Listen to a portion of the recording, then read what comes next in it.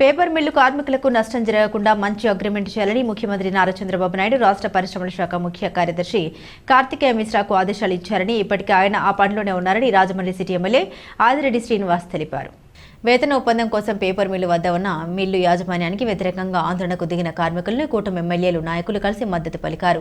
City MLA Adireddy Vasu, rural MLA Gorantla Butchaiah Chowdary, Rajanagaram MLA Bathula Balaramakrishna, మాజీ MLC Adireddy Apparao, TDP రాష్ట్ర ప్రధాన కార్యదర్శి గూడ మాజీ చైర్మన్ గన్ని కృష్ణ, జనసేన పార్టీ రాజమండ్రి ఇన్ఛార్జ్ అత్తి సత్యనారాయణ తదితరులు కార్మికుల అభిప్రాయం తెలుసుకున్నారు. సీఎం హామీ నమ్మి కార్మికులు ఆందోళన విరమించాలని కోరారు. గత 5 ఏళ్లుగా వైసీపీ ప్రజాప్రతినిధులు యాజమాన్యంతో కుమ్మకై సూట్ కేసులు అందుకొని కార్మికులకు మంచి ఒప్పందం చేయకుండా వారిని రోడ్డున పడేశారని విమర్శించారు. సమస్యను ఎంపీ దగ్గుబాటి పురంధేశ్వరి ఆధ్వర్యంలో ముఖ్యమంత్రి చంద్రబాబు నాయుడు దృష్టికి తీసుకెళ్లామని, దానికి స్పందించిన సీఎం చంద్రబాబు కార్మికులకు మంచి ఒప్పందం చేయాలని ఆదేశించారని, ఇలాంటి సమయంలో కార్మికులు ఇంకా ఆందోళన చేస్తే ప్రతిపక్ష నాయకులు కొందరు కార్మిక నాయకులు దీన్ని అవకాశంగా తీసుకుని వారి స్వార్థానికి తప్పుదో పట్టించే అవకాశం ఉందన్నారు. కూటమి నాయకులు కాశీ నవీన్ కుమార్, నక్క చిట్టిబాబు, వర్రె శ్రీనివాస్, రెడ్డి మణేశ్వరరావు, బుడ్డిగ రాధా, బుడ్డిగ రవి, దినేష్ తదితర నాయకులు పాల్గొన్నారు. ఇక్కడ మీరు మీ తాలూకు నిరసన తెలియచేశారు. వాస్తవమే.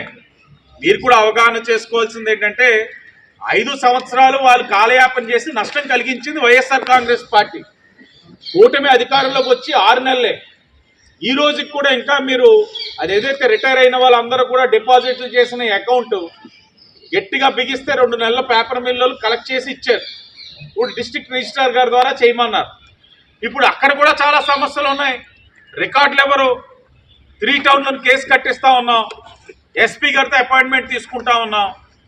అంటే ఈ సమస్యలు అవగాహన చేసుకోవడానికే మాకు నెలలు పడతా ఉంది. ఇంత అలా అవడానికి కారణం ఏమిటంటే ఎవరికి వారు బాధ్యులే. 5 సంవత్సరాలు వాళ్ళు ఏదేదో అభూత కల్పన చూపించారు. కొంతమంది కార్మిక నాయకులు నమ్మారు. ఈ రోజుకి వాళ్ళు వచ్చి ఇక్కడ సిగ్గు లజ్జ లేకుండా ఇంకా మాట్లాడడానికి ప్రయత్నం చేస్తున్నారు అని అంటే అది మీరు కూడా ఆత్మ పరిశీలన చేసుకోవాలి. అలాంటి వారికి ఎంత దూరం ఉంచడం అన్నది మీరు కూడా చేయాల్సిన కార్యక్రమం ఉంది. కాలయాపన ఇంత అయ్యింది కదా అని అంటా ఉన్నారు. ఎవరు బాధ్యులు?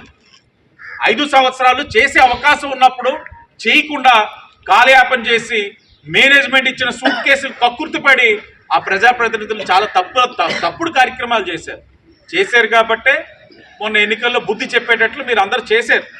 కానీ ఇప్పుడు మేము చేస్తామంటున్నాం. మీకు కూడా నమ్మకం ఉండాలి. గతంలో జరిగినట్లన్నిటికీ బాధ్యత వహించమంటే కష్టం. అగ్రిమెంట్ చేయాల్సిన 3 సంవత్సరాల్లోనే 1200 కోట్లు లాభం వచ్చింది ఈ ప్లాంట్కి. ఈ 1200 కోట్ల లాభం వచ్చిన విషయాన్ని కూడా మా ముఖ్యమంత్రి గారికి చెప్పాం.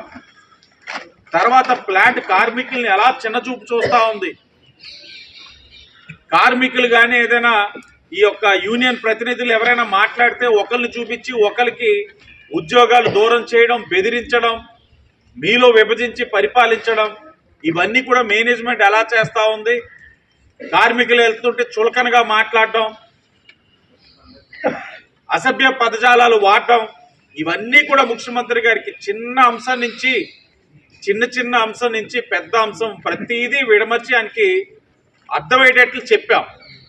ఆయనకు కూడా అవగాహన ఉంది.